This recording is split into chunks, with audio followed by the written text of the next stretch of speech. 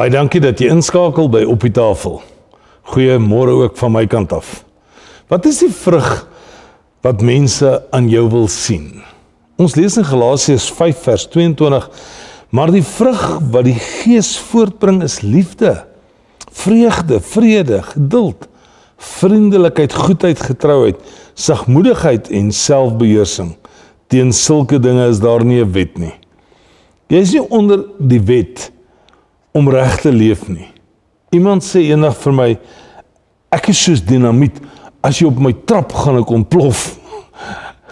Ek het hard gelag, want dit beteken eintlik dat wanneer jy so 'n bietjie onder druk kom met die ekonomie of met goed wat rondom jou gebeur of werksdruk of spanning of sekere doelwitte wat jy moet bereik, sekere target datums wat aan jou gegee word en jy is nie op 'n plek waar jy dit altyd net voel jy het dit gemaak nie, dan is daar die verkeerde goed wat uit ons uitspring en dis presies nie dit wat met in ons lewe moet gebeur nie. Daar is soveel verskillende maniere waarop ons kan leef. Met die vrug van God se Gees op ons.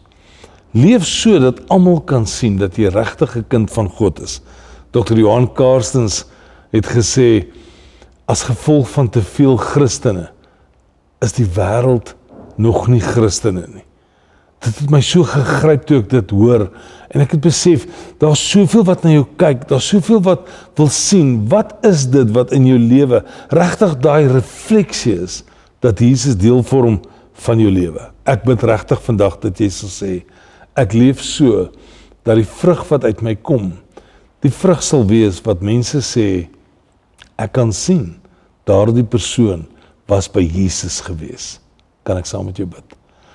Dankie Abba Vader vir die vrug van God se Gees wat uit ons lewe kan na vore kom. Help ons om met geduld, met tyd, met liefde, met 'n anderste manier van leef, met almal rondom ons saam te leef en dat die vrug van God uit ons lewe na vore sal kom. Amen. 'n Mooi dag. Totsiens.